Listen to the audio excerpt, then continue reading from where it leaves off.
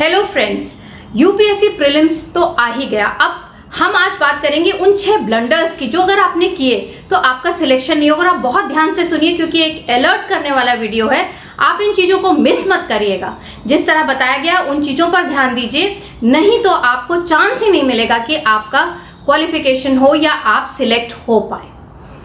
आज की वीडियो में हम बात करने वाले बहुत ही इंपॉर्टेंट डॉक्यूमेंट जो कि यूपीएससी प्रीलिम्स लिखने के लिए चाहिए, वो है एडमिट कार्ड। सबको एडमिट कार्ड मिल गया होगा। अब तो ई बेसिस पे मिलता है तो आपने डाउनलोड कर लिया होगा। तो आज मैं बताऊंगी कि एडमिट कार्ड को कैसे पढ़ना है।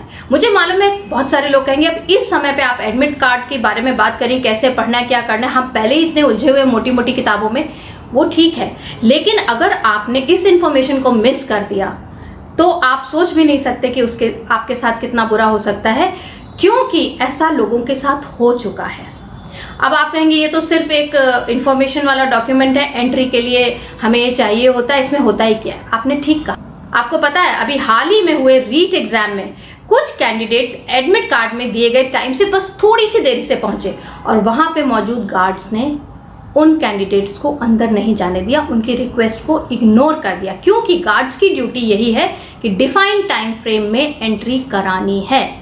इसलिए एडमिट कार्ड को ठीक से पढ़ना और उसमें जो इंस्ट्रक्शंस है उनको फॉलो करना बहुत ज़रूरी है। जैसे किसी और के साथ हुआ, एग्जाम सेंटर पर पहुंचकर पता चला कि 2 एक्स्ट्रा पासपोर्ट साइज की फ़ोटो भी लानी थी जो वो नहीं लेकर गए, या आईडी की ज़ेरॉक्स कॉपी चाहिए थी, या फिर लेके जाना था ब्लैक बॉल पेन और हाथ में है ब्लैक जेल पेन या सिर्फ ब्लू बॉल पेन। अब ये छोटी छोटी चीज़ें हैं, लेकिन इससे आपका पूरा एग्ज़ाम ख़राब हो सकता है। अब क्या होता है अगर आपको एग्ज़ाम सेंटर अकेले जाना है, अब ये सब चीज़ें आप ले गए, मोबाइल, स्मार्ट फ़ोन या स्मार्ट वॉच, अब आप कहाँ रखेंगे? आप ढूंढ रहे हैं, आपका समय नष्ट हो रहा है और आपका मेंटल फ्रेमवर्क बिगड़ रहा है। अब कोविड के मद्देनज़र बहुत सारे इंस्ट्रक्शंस हैं कि हैंड सैनिटाइजर लेकर जाना है, कैसे ले जाना है, किस तरह की बॉटल में होना है, वाटर बॉटल ले जा सकते हैं या नहीं, किस तरह की ट्रांसपेरेंट बॉटल चाहिए, कलर्ड बॉटल अलाउड है या नहीं। ये सब छोटी छोटी चीज़ें हैं, लेकिन ये आपको बिल्कुल डिस्टर्ब करने की पोटेंशियल रखती हैं अगर आपने ठीक से नहीं पढ़ा है।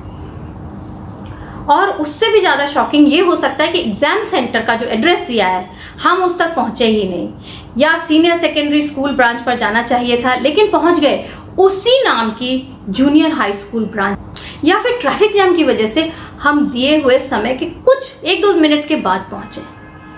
तो मेरे इस वीडियो का पर्पज़ है कि आप कम से कम एग्ज़ाम सेंटर के एड्रेस, ट्रैफिक की वजह से अपने साल या 2 साल या 5 साल की मेहनत को अपनी आंखों के सामने रुइन करते हुए ना देखें।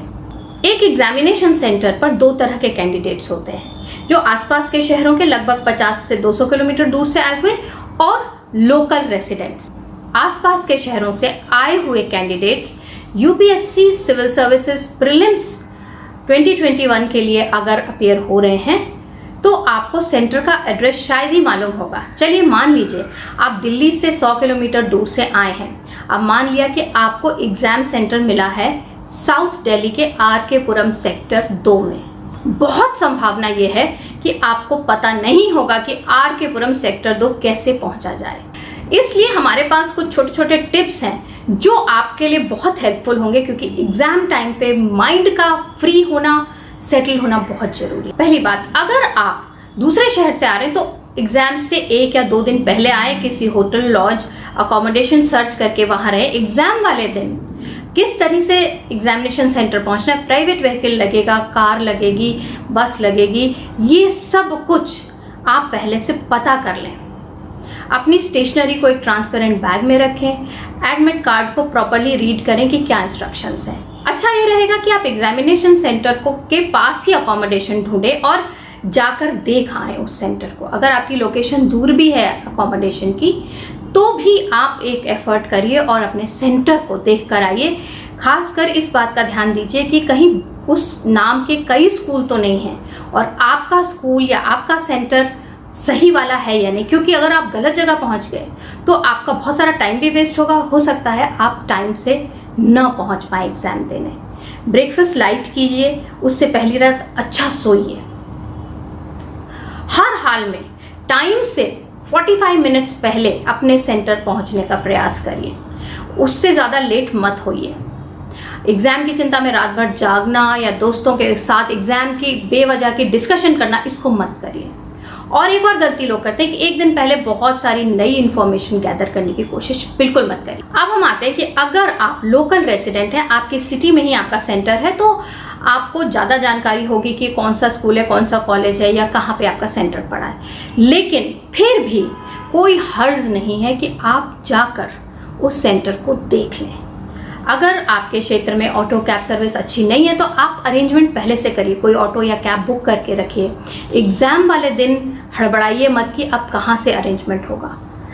ज़्यादातर केस में मैं कहूँगी खुद ड्राइव करने से बचिए, कोई आपको ड्राइव करके पहुँचा सकता है तो। और सबसे आखिरी बात यह है कि जब आपने क्रॉस चेक कर लिया कि एडमिट कार्ड में क्या क्या रखना था, सब कुछ रख चुके हैं, तैयारी पूरी है, तो आप एग्जामिनेशन सेंटर में किसी से भी बातचीत करके अपनी मेंटल फ्रेमवर्क को डिस्टर्ब मत करिए। तो एडमिट कार्ड बहुत ही इंपॉर्टेंट डॉक्यूमेंट है, उसके इंस्ट्रक्शन को पूरा फॉलो करिए, क्योंकि आप इस चीज़ को टेकन फॉर ग्रांटेड नहीं कर सकते कि अरे 1 ही मिनट तो देर हुआ है, 2 ही मिनट तो देर हुआ है, पेन थोड़ा इधर उधर गया। Extra pens, extra stationery, mask, sanitiser, proper documents, सब कुछ 1-2 दिन पहले तैयारी करके रख दीजिए ताकि लास्ट मिनट कोई हड़बड़ ना हो। तो अगर आप इन टिप्स को फॉलो करते हैं तो आप एग्ज़ाम में पीसफुली बैठ के एग्ज़ाम दे पाएंगे और उसको कंप्लीट कर पाएंगे। कभी ऐसा ना हो कि 5-6 साल से या 3-4 साल से तैयारी कर रहे हो और एक आध चीज़ मिसिंग हो गई और आप एग्जामिनेशन हॉल में ही नहीं घुस पाए। तो आज के लिए इतना ही। मुझे कमेंट्स में बताइएगा आपको वीडियो कैसा लगा। फिर मिलते हैं, फिर बातें करेंगे प्रीलिम्स की, और नेक्स्ट वीडियो होगा कि MCQs यानी मल्टीपल चॉइस क्वेश्चंस को कैसे अप्रोच करें, कैसे अपना स्कोर मैक्सिमाइज करें। तो आज के लिए इतना ही। मैं हूं Anupama Chandra, ex civil services officer और UPSC एक्सपर्ट। Bye bye.